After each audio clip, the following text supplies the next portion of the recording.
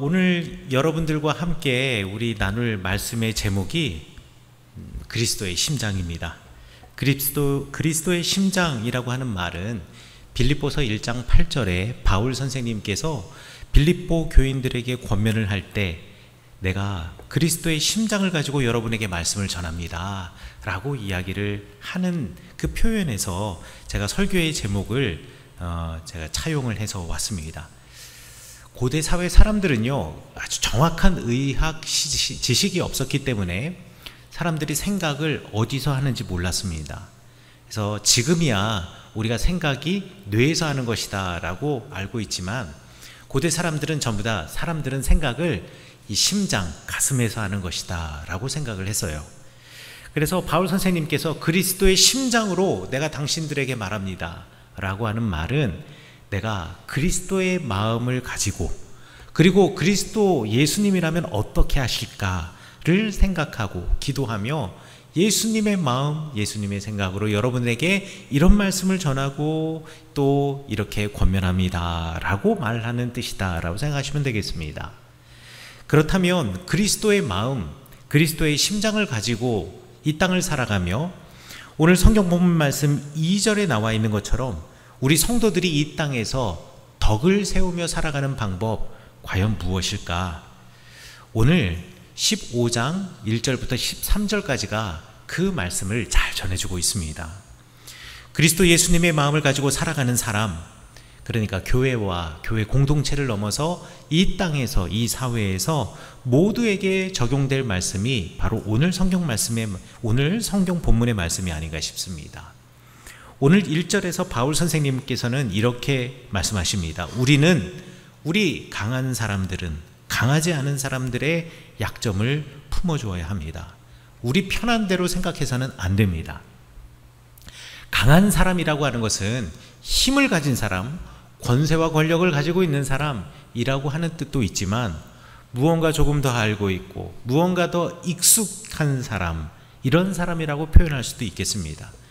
그러니까 무언가 더 많은 것을 소유한 것도 좋지만 내가 무언가 더 알고 있고 더 익숙하고 더 능숙한 사람, 그렇지 않은 사람을 만났을 때 우리는 어떻게 해야 할까? 그 사람의 약점을 품어주어야 한다라는 것, 그리고 우리의 편한 대로 마구 행동해서는 안 된다라는 것, 이것을 바울 선생님께서 15장 1절에서 딱 전제로 말씀해 주십니다. 그렇다면 우리가 약한 사람의 약점을 품어준다라는 말은 또 어떻게 우리가 약점을 품어줄 수 있을까요? 여러분들이 혹시 이 그림을 보신 적이 있을지도 모르겠습니다. 아주 유명한 그림이고 잘 알려진 그림이기도 합니다. 여기 보면 세 사람이 있죠. 키가 다른 세 사람이 있습니다. 파란색 옷을 입은 사람이 제일 키가 크고요, 빨간색 옷을 입은 사람이 그 다음으로, 그리고 보라색 옷을 입은 사람은 정말 키가 작습니다. 그런데요, 이 사람들이 야구장에 가서 야구를 보고 싶거든요. 그래서 모두 다 야구장에 갔습니다. 우리가 생각하는 가장 이상적인 야구장 관람은요, 지금 맨 왼쪽에 보시듯이 모두 다 탁 트인 운동장에서 야구를 행복하고 즐겁게 관람하는 것입니다. 그런데요, 세상을 살다 보면 저렇게 야구를 보는 것이 가장 이상적인 것이다 라는 것을 알면서도 안전이라고 하는 문제, 여러 가지 문제로 담장이라고 하는 것을 칠 수밖에 없습니다. 그래서 야구장에서도요, 저렇게 세 명이 뻥 뚫린 운동장에서 야구를 보면 너무 좋겠지만 저 셋의 안전을 위해서 담장을 쳐 놓았습니다. 자, 그런데 담장을 쳐 놓았는데 쳐놓은 담장에 파란 옷 입은 사람은 그냥 저것을 보아도 야구 경기를 보는데 전혀 문제가 없어요. 담장이 여기 딱 오거든요.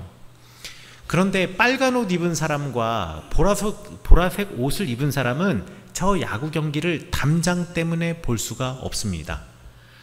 야구 경기를 모두 다 보러 갔고, 그리고 모두 다 보기를 원하지만 안전의 문제로 인해서 어쩔 수 없이 쳐진 담장.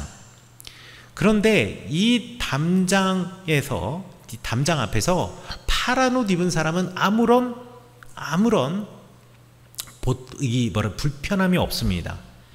그러니까 불편함이 없다 보니까 옆에 있는 빨간 옷 입은 사람과 보라색 옷 입은 사람도 불편하다라는 생각을 못합니다. 왜냐하면 내가 보이니까 말이죠.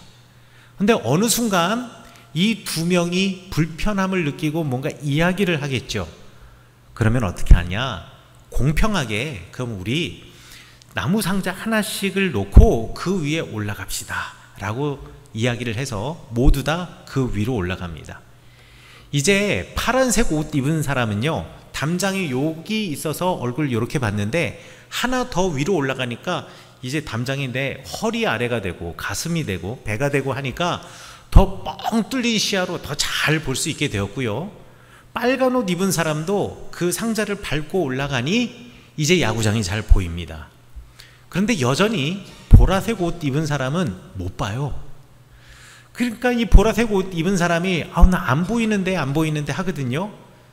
그렇지만 나머지 두 사람, 그러니까 야구장 경기를 잘 볼 수 있는 사람은 이렇게 말합니다. 우리가 공평하게 한 상자씩 나눴잖아. 그런데 안 보이는 것 그거 어쩔 수 없지 않나? 우리는 공평하게 다 상자를 나눴으니. 그런데요, 공평한 세상이 아니라 공정한 세상은 어떻냐? 모두가 다 야구장, 우리가 야구 경기장에 온 이유가 뭐예요? 세 명 다 야구를 보기 위해서 온 거잖아요.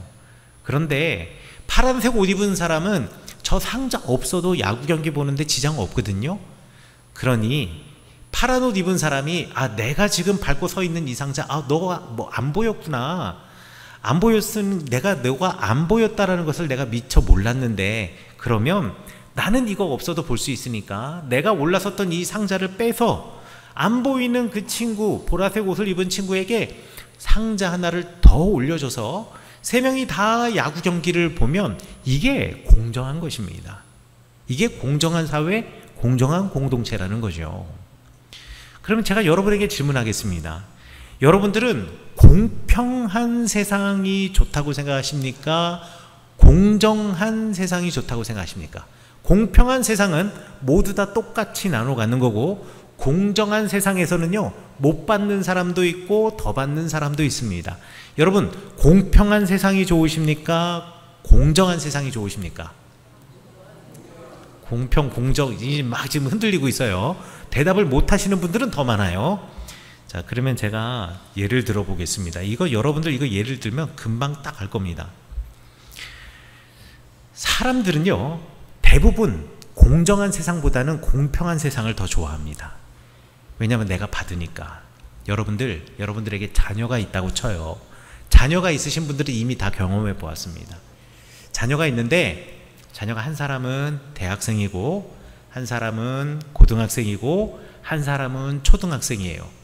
내가 용돈을 줘야 합니다. 그러면 어떻게 용돈을 주겠습니까? 대학생에게는 10만 원, 고등학생에게는 5만 원, 초등학생은 뭐 그렇게 쓸 일이 많겠어요? 그래서 10,000원을 주죠. 자, 이게 공평한 겁니까? 공정한 겁니까? 공정한 거죠. 그럼 이게 맞는 겁니까? 틀린 겁니까? 모르겠어요? 그러면 여러분들은 용돈을 어떻게 주십니까? 여러분들에게 자녀가 대학생 자녀하고 초등학생 자녀 있어요. 똑같은 X를 주세요? 그러면 여러분들은 공정한 거예요? 아니면 공정하지 않은 거예요? 공정한 거예요. 그렇죠? 그럼 이게 좋은 겁니까? 합리적이고 맞는 겁니까? 틀린 겁니까? 맞는 거예요. 그렇죠? 근데 거꾸로 생각해 봐요. 여러분이 그 초등학생 동생이에요. 근데 여러분의 형은 10만 원을 받았어요. 대학생이라는 이유로. 근데 나는 초등학생이라고 10,000원밖에 안 주네? 그러면 이 아이가 생각하기에 이게 공정한 겁니까? 아닙니까? 아니죠. 그쵸? 그렇습니다.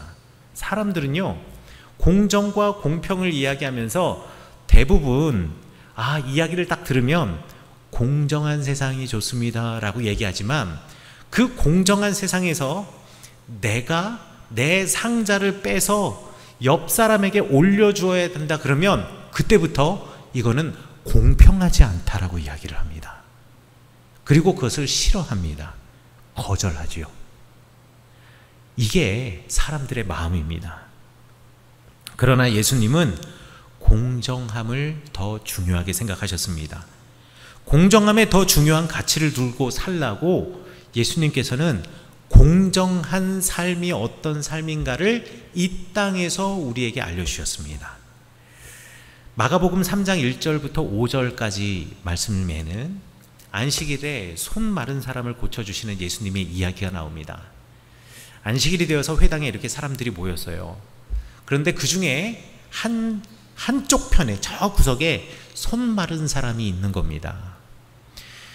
구약 시대 때나 신약 예수님의 시대 때 성전이 있던 시대에 성전이라든가 회당이라든가 내가 장애가 있다라고 해서 예배를 드리지 못하게 하거나 예배를 드릴 수 없다라고 성경에서 규정하고 있지는 않습니다. 그렇기 때문에 누구나 예배는 드릴 수 있습니다. 그런데 말이죠, 유대인들의 구전율법 전통에는 이런 전통이 있습니다. 누구나 다 와서 예배를 드릴 수 있지만 어떤 사람이 심하게 몸이 불편해서 우리와 다르는데 많이 달라요. 예를 들자면 어디 팔 하나가 없다거나 내지는 어디 다리 하나가 없다거나 내지는 눈에 탁 보더라도 심하게 얼굴이 일그러져 있다거나 내지는 여러 가지 우리가 상상할 수 있는 몸의 장애들이 있지 않습니까? 이 사람이 말을 좀 어눌하게 한다거나 이런 장애가 있는 사람이 있어서 사람들이 예배를 드리는데 자꾸 그 사람을 의식하고 보게 된다면 예배는 중지되어야 합니다 라고 되어 있어요. 그러면 몸에 장애가 있는 사람은 이렇게 생각할 겁니다. 장애가 있는데 신앙이 좋은 사람은 내가 괜히 예배를 드리는데 눈에 띄는 자리에 가서 그곳에서 사람들로부터 시선을 받아서 예배를 드리는데 사람들이 나를 자꾸 쳐다보아서 예배가 중지되는 일은 없어야 되겠다 이렇게 생각할 겁니다. 그러면 그 사람이 예배를 와서 어디에 앉겠습니까? 저 구석 한쪽 편에 앉을 겁니다. 그게 그 사람의 신앙이에요. 정말 깊은 그 사람의 신앙이에요. 그런데 사람들은요 그 신앙을 보지 못해요. 그리고서 뭐라고 생각하냐, 저 사람은 마땅히 저 구석에 앉을 사람이라고 생각을 해요. 그런데 그 사람이라고 해서 은혜 받는 자리 맨 앞자리에 앉고 싶지 않겠습니까? 여러분 어느 자리 가면 이 스피커가 더 잘 들리기도 하고요, 더 잘 안 들리기도 해요. 누군들 맨 앞자리에 앉아서 잘 들리는 자리에서 듣고 싶지 않겠습니까? 그런데 스스로 자기가 그렇게 위축이 되어 있는 거예요. 그런데 예수님께서는 그도 다른 사람처럼 예배드릴 자격이 있고 예배드려야 한다라는 겁니다. 모두 다 야구장에 왔으면 누구 하나만 잘 봐서 안 되고 다수인 2명이 보인다고 잘 안 보이는 그 한 명에 대해서 무관심해야 되는 것이 아니라 모두가 셋 다 야구장을 잘 보아야 된다라고 생각을 하셨던 거예요. 그래서 예수님이 어떻게 하셨냐? 그날은 일하면 안 되는 날입니다. 그날 누군가를 고쳐주는 행위는 분명히 안식일의 율법을 범하는 일이었지만 하나님의 마음은 쓰여진 글자의 율법을 잘 지키냐 지키지 않느냐가 아니라 그 율법을 주신 하나님의 말씀은 그 율법을 통해서 하나님이 진정한 예배자, 저 사람들이 진정한 예배자가 되게 하는 것이 목적이었기에 예배의 자리에서 소외된 그 사람, 그리고 그 공동체에서 소외되어서 예배를 드릴 때 함께 기쁘게 엉키고 설켜서 예배 드릴 수 없는 그 사람을 세워주기 위해서 안식일날 그 사람을 고쳐주셨습니다. 이게 바로 공정을 중요하게 생각하는 예수님의 마음입니다. 만약 저 세 사람이 말이죠, 여러분, 이 세 사람의 그림이 있는데요, 이 세 사람을 보면서 우리는 그냥 저럴 수도 있지 저럴 수도 있지 라고 생각하겠지만, 만약에 저 파란색 옷 입은 사람이요, 만약 저 파란색 옷 입은 사람이 아버지이고 그리고 저 빨간색과 보라색 옷을 입은 사람이 아들들이라면 여러분 어떻게 하시겠습니까? 그러면 여러분들이라고 한다면 당연히 우리 아이들이 잘 보기 위해서 기꺼이 내 상자를 빼어줄 겁니다. 아니, 만약에 그 자리에 상자가 없잖아요? 그럼 나는 아버지이기 때문에 이 둘을 번쩍 잡고 번쩍 들어 올려서 담장 너머로 셋이 함께 보게 할 겁니다. 이거 얼마나 힘들겠습니까? 하지만 구회 말 끝날 때까지 몇 시간이 되더라도 아버지라면 번쩍 들고 보게 될 겁니다. 그게 하나님의 마음이라는 겁니다. 그게 하나님의 공정이라고 하는 것입니다.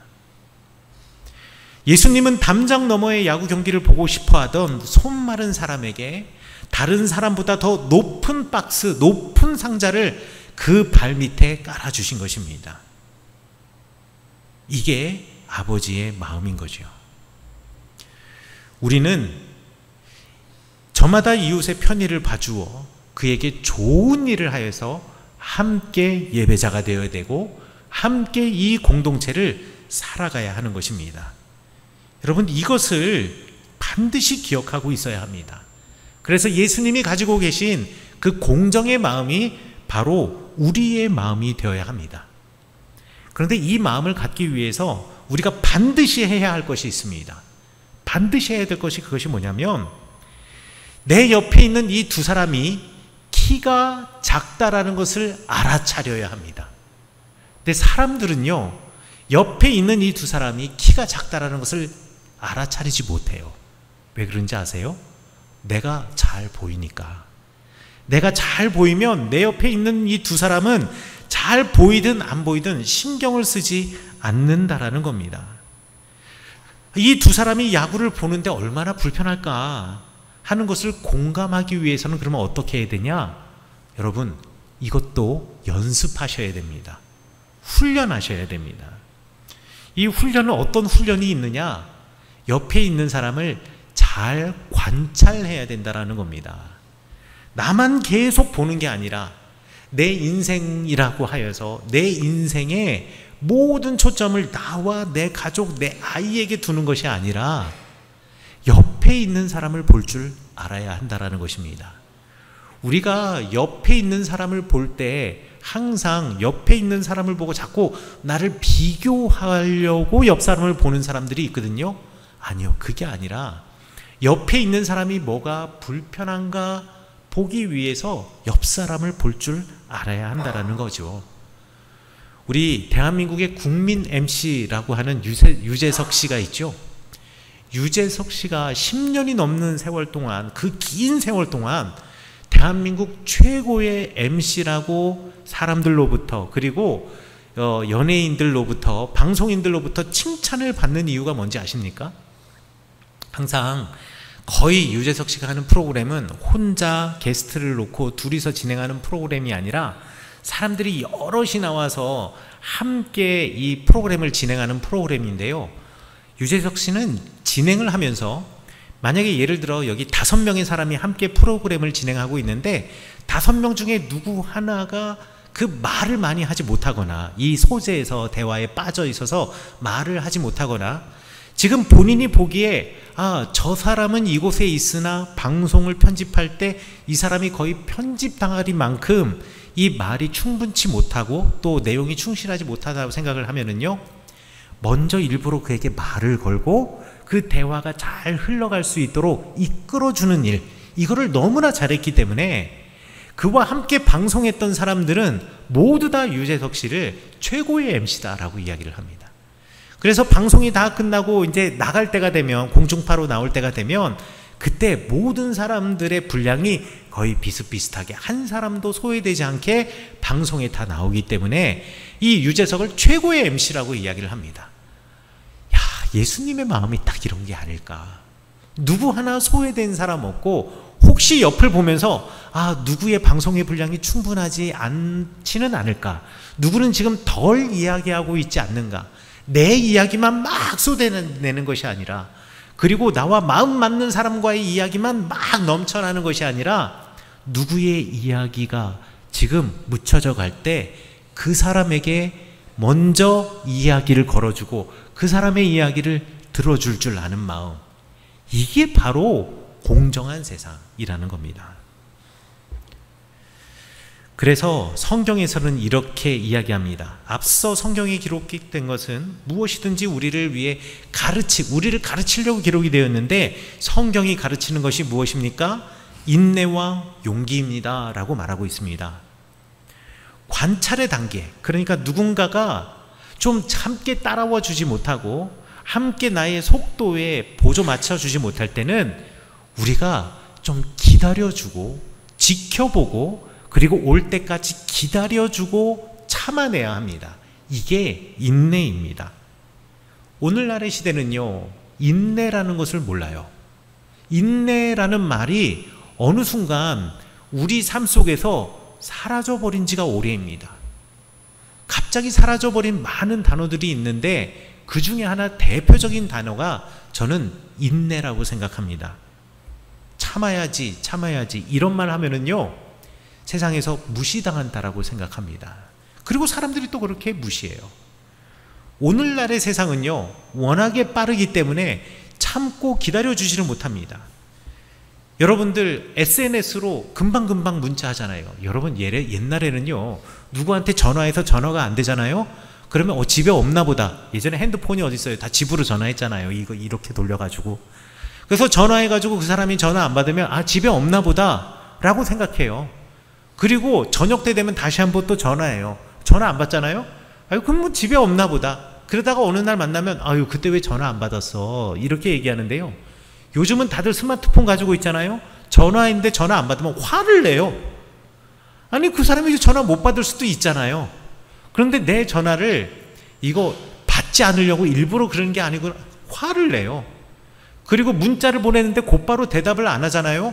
그러면 화를 내요. 나를 무시한다고 생각해요. 그래서 저도요, 운전을 하다가 갑자기 문자가 오잖아요. 그럼 되게 당황해요. 이거 차를 세워놓고 문자에 대답을 해야 되나 말아야 되나. 아니, 이렇게 자꾸 세상이 빨라지고 즉각적이다 되다 보니까 느린 걸 참지 못해요. 여러분들 얼마나 느린 거 참지 못합니까?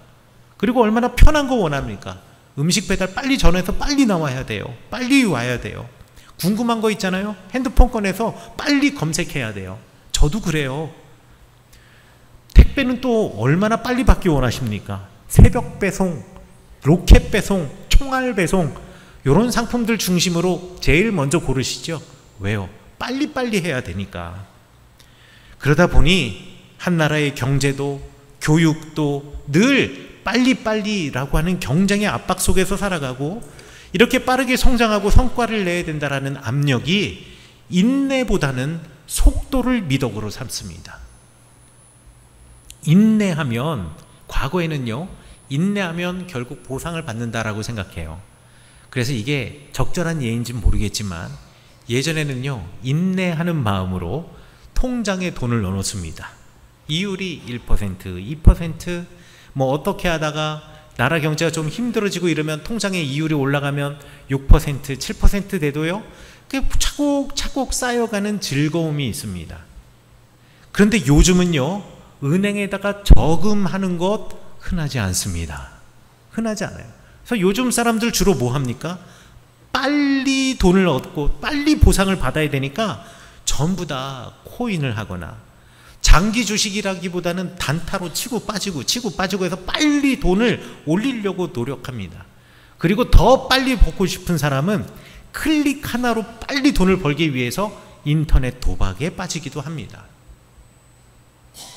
인내 없이도 빠른 보상을 얻는 길이 열리기 시작하니까 사람은 더 기다리지 못합니다. 그리고 세상은 장기적으로 기다림을 훈련할 기회를 주지 않습니다. 인내하면 능력이 없는 사람, 인내하면 뒤처지는 사람, 이렇게 인식을 하게 됩니다.